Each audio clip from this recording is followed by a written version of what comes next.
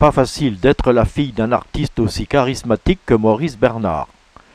Cependant, Maude Bernard, passionnée par son art qu'est la peinture, a su faire le choix d'être artiste à son tour dans un style très personnel. De l'ombre du père à la lumière de ses couleurs intitulait un quotidien, et Maude Bernard de nous le confirmer. Non, c'est pas facile, mais bon, je suis tombée dedans quand j'étais petite, hein, comme on dit, et j'avais le virus, hein, la passion de la peinture. J'ai beaucoup travaillé avec papa. Bon, j'ai fait les Beaux-Arts de Rennes après mon bac, et donc mon père m'a donné quand même des éléments, m'a donné l'envie de peindre.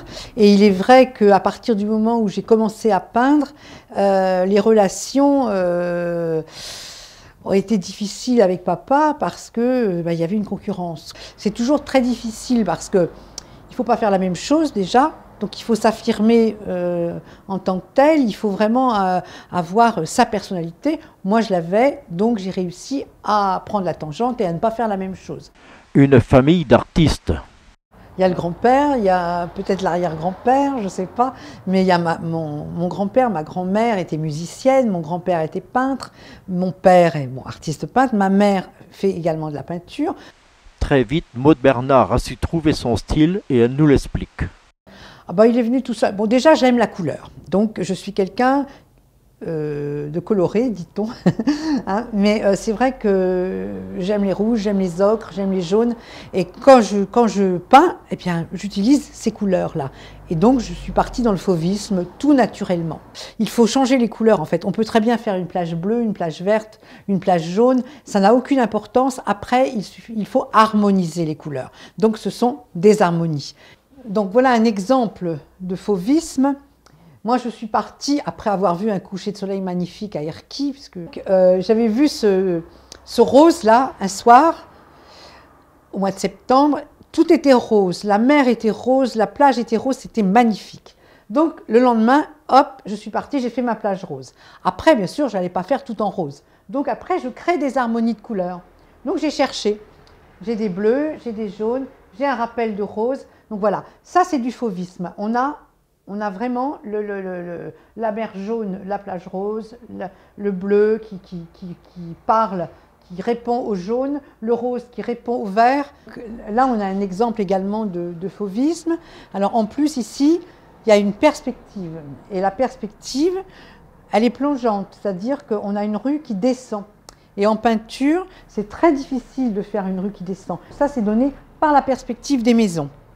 Après, on a le port d'Erquy dans le fond, et donc toujours avec des couleurs fauves, hein, donc des jaunes, des orangés, des rouges.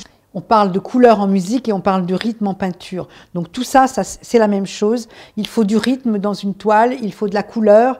Les couleurs doivent se répondre, elles doivent parler entre elles, elles ne doivent pas se tuer, elles doivent se mettre en valeur les unes par rapport aux autres. Et ça, c'est très important. Donc après, peu importe la couleur qu'on choisit au départ, il faut que toutes les autres soient en harmonie. C'est un orchestre. Et toutes ces réflexions, Maude sait les transmettre à ses élèves dans son atelier de dessin et peinture qu'elle a mis en place chez elle à Pommerais depuis 2 ans déjà. Alors d'abord parce que j'aime bien transmettre voilà, mon savoir, hein, mon petit savoir, et qu'ensuite je me suis rendu compte que beaucoup de gens faisaient de la peinture sans savoir dessiner.